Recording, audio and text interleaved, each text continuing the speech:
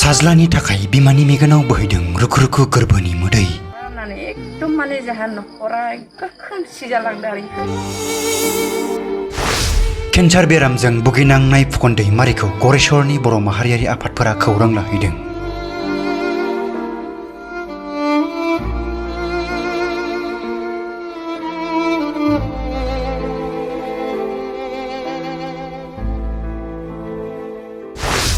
गरेस्वर दखरा दुलाराय बर' फरायसा आफादनि बोसोनगिरि मुस्रि फुकन दैमारिया गोबाव साननिफ्रायनो गोब्राब केन्सार बेरामजों नाख्रेबजाना दङ।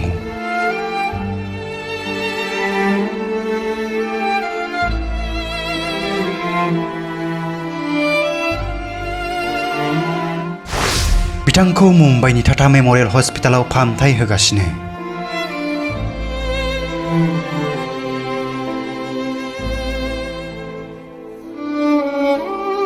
तामुलपुर जिल्लानि सिङाव थानाय गरेस्वर रामपुर गामिनि थागिबि बिफा बिपिन दैमारि बिमा थिजिबाला दैमारिनि फिसाज्ला एबा बाक्सा जिल्ला दुलाराय बर' फरायसा आफादनि लोगो गाहाय नेहाथारि आरो गरेस्वर दखरा दुलाराय बर' फरायसा आफादनि बोसोनगिरि फुकन दैमारिया गोलाव समनिफ्रायनो केन्सार बेरामजों नाख्रेबजानानै दङ।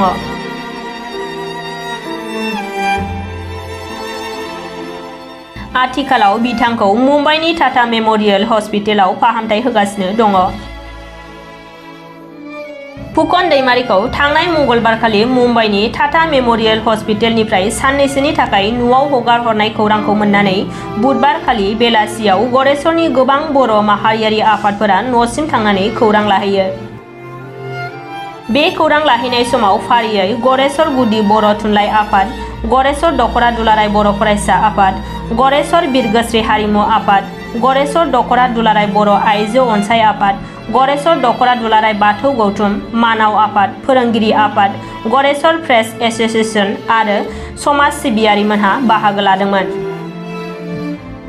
फुकन दैमारिनि लोमजानायाव देहाखौ खौरां लानो थांनानै बर' माहारियारि आफादनि दैदेनगिरि बिथांमोना गासैबो रायजो राजा, आसाम सरकार आरो बिटिसि सरकारखौ फुकन दैमारिनि फाहामथायनि थाखाय रांखान्थियारि अनसुंथाइ हरनो खावलायहरदों।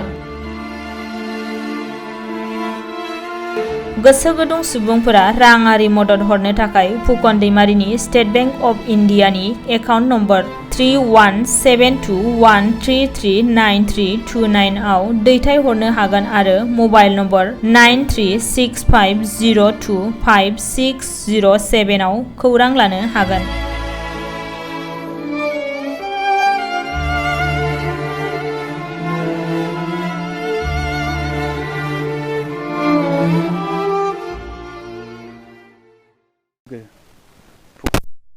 न'खराव दंफैयो बे समाव।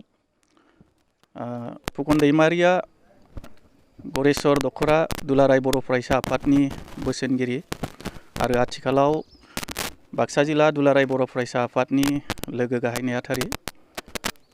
दा लोगोसेनो आरोबाव बिथाङा गोबाव समनिफ्रायनो बर' हारिनि गोबां गौथुमफोराव आरो समाजारि खामानिफोराव बाहागो लाबोदों। दा बेबायदि सासे मावथिया दिनै मोनसे गोब्राब बेरामजों नाख्रेबजानानै फाहामथाय लागासिनो दङ। बिथाङा आथिखालाव मुम्बाइनि टाटा मेम'रियेल हस्पिटालाव देहा फाहामथायखौ लागासिनो सासे मोजां आखा फाखा डक्टरनि बोसोन बादियै। दा मैया बिथाङा न'आव फैदों एबा बिथांखौ न'आव साननैसोनि थाखाय हगार हरथ'दों। दा बे खौरांखौ मोननानैनो जोङो गरेस्वर बिरगोस्रि हारिमु आफाद, गरेस्वरनि बर' थुनलाइ आफाद, गरेस्वरनि गुबुन गुबुन आफादफोरजों लोगोसे जोंनि समाज सिबियारि सार बिथांमोन दङ, जोंनि बारग' फोरोंगिरि आरो आथिखालनि फोरोंगिरि सार बिथांमोन आरो जोंनि मावथि बयबो ज' जानानै जोङो नैबे समाव बिथांनि देहाखौ जोङो खबर लानो होननानै फैदों। जोङो बिथांजों सावरायदों। दा बिथाङा जोबोद मोनसे लोरबां देहाजों बे समाव दङ।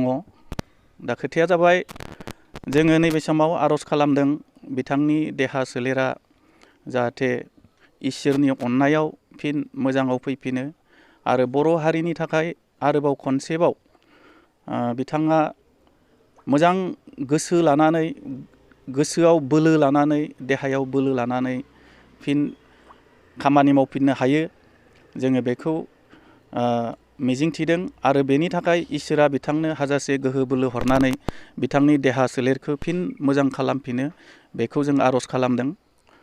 दा खोथाया जाबाय फुकन दैमारिनि न'खरा रांखान्थि हालोदाव एसे गोग्लैसोनाय।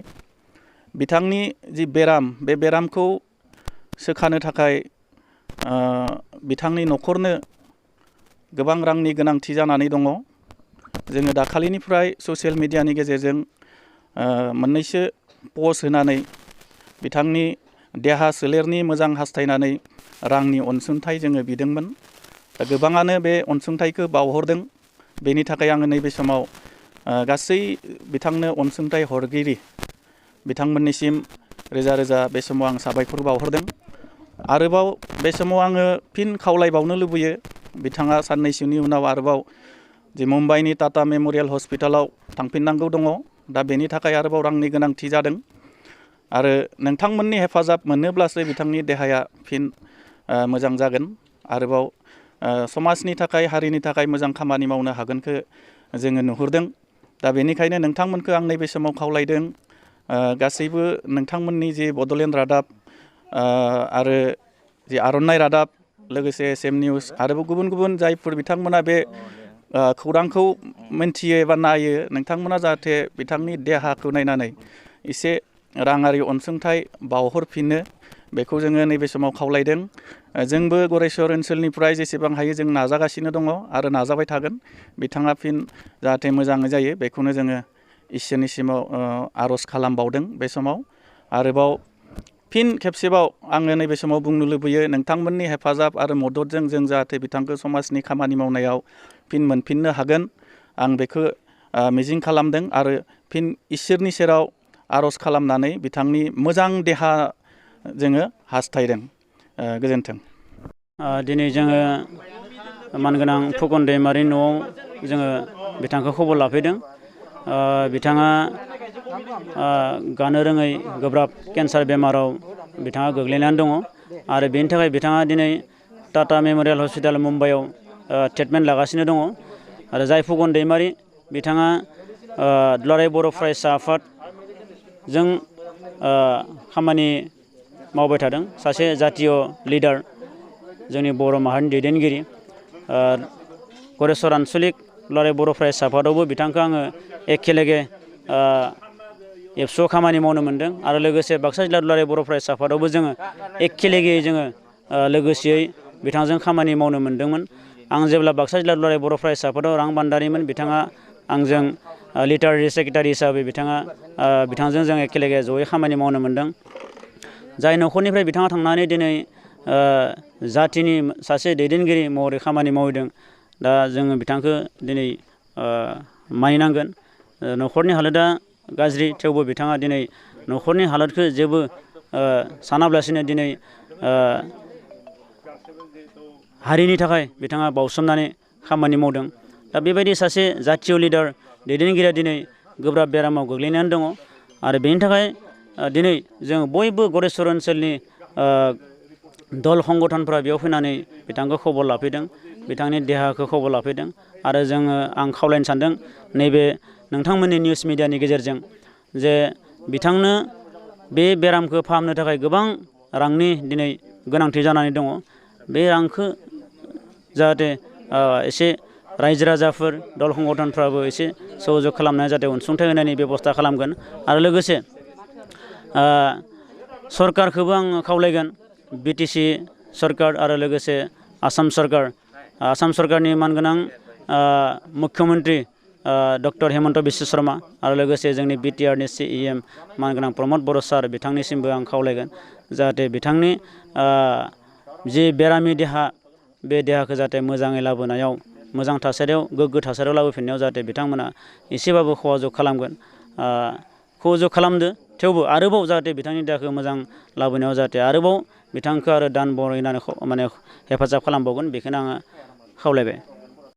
बाबाखौ बेमार जानाखौनो मिथिया जेनेबा इमान 16 बोसोर थाहैबाय बाहेराव आं थारमाने माबाफोर उसुबिदा न'आव जाबाबो बेखौ खिथाहरा रायजोनिनो जाथो रायजोनियानो जाफुंथो होननानै इनि खर'आव दाना सखनखाया आं दिनै संख्रि गैया खारै गैया होननानै इखौ खिथाहरा जेनेबा रायजोनियानो जि साननाय इनो जाफुंथो होननानै निजायनि मोननि साननाया जाफुंथो रायजोनियाबो जाफुंथो होननानै इखौ थारमाने टेनसन होया न'खरनिफ्राय आं खिथाहरा एकदम दिनै 16 बोसोर जाहैबाय इखौ एख' आं न' इनिया बिसिनायानो गैयामोन दा बेमार जानायखायसो इखौ न'नि बिसिनायाव लाबोनाय जाबाय बेखिनियानो आरो जाबाय दे बे 16 बोसोर मावहोबाय रायजोनि थाखायनो BA पास जानाय लोगो लोगो ओंखारलांबाय न'निबो इमान असुबिदा इयावनो बाहाय इयाव BA पास खालामबाय इ आबसु अफिसावनो इथिं आरो दिल्लीयावबो बोसोरनै फरायना फैदो फरायना फैनानै आरो इसानो रायजोनि बाहाय गाहाम खोनानायखायनो आरो थाथो दे रायजोनियानो जाथो रायजोनियानो जाफुंथो इनि थाखाय दा रायजोनि खामानि बहुद मावबायना 16 बोसोर इनि थाखाय दा बाबाखौ रायजोआबो बाहाय नायनांगोन आरो दा बेमार आजारनि थाखाय नाहरनांगौ बेमारा केन्सारानो जादों मालाय डक्टरनि माबा अखारदों मालाय दा 3 माहायानो जाबाय इयो मा मेम'रियाव नायबाय थादो बुंबाय रायजो राजाखौ खावलायनाया आङो जेनेबा बाहाय सहाय नागिरदो आरो जेनेबा बाबाखौ जेनेबा फाहामनो थाखाय सिनियानो बुंबाय आरो सरकाराबो बाहाय नायनांगोन रायजो राजायाबो नायनांगोन बेनि थाखाय साबायखर बाहरबाय आरो आं